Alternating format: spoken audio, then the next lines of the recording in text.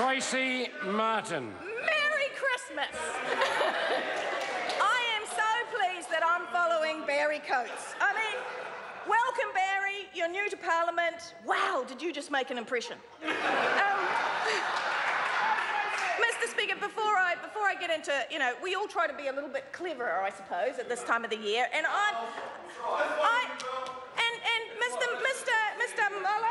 Mr. Muller up here, well, he'll tell you that I don't have to try very hard to be better. Can I just first of all acknowledge, and first of all, can I say congratulations to Paula Bennett. It's the first opportunity I have had to congratulate her, a member of the sisterhood, stepping up and taking a spot. And yes, you use eggs for pikelets, not eggs for scones. Great, yeah. Can I thank the first responders? I was here in Wellington when the earthquake happened in Kaikoura, and it's the first time in my life that I've been affected by something like that. So it really brings home, apart from, I think, the way that the Parliament came together to pass pieces of legislation.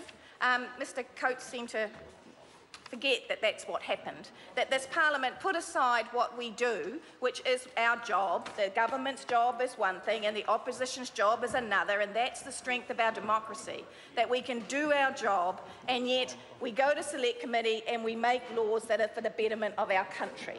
That's what we're paid to do, is to keep a transparent and open democracy. So, but we came together to pass 3 pieces of legislation in response to Kaikoura. But can I acknowledge the first responders? We're thanking a lot of people this year.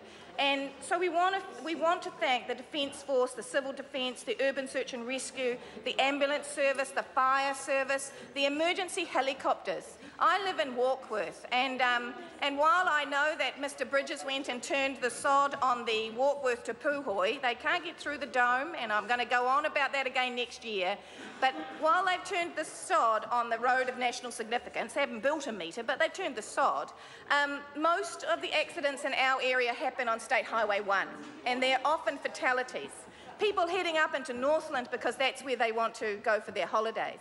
And so the emergency helicopter service, the ambulance service that runs out of Warkworth and Orewa and so on, they are going to be spending their holidays doing that, while we're all out trying to enjoy time with our families. And I hope that for most New Zealanders, they are safe ones, that they are with family, that they are cared for, but that these people will be working.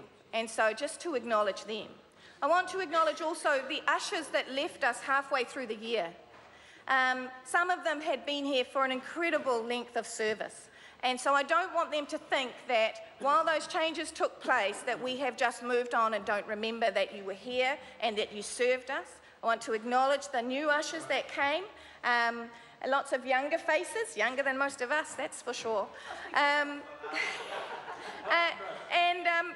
of course the security services, who've also had some interesting work to do this year, because that was stepped up as well. So all those people that behind the scenes, Mohammed, particularly in Copperfields and in Bellamy's. This one's for Mohammed. I also want to acknowledge Mr. Seymour. While Mr. Seymour's speech was again an interesting one, he acknowledged a few people in education.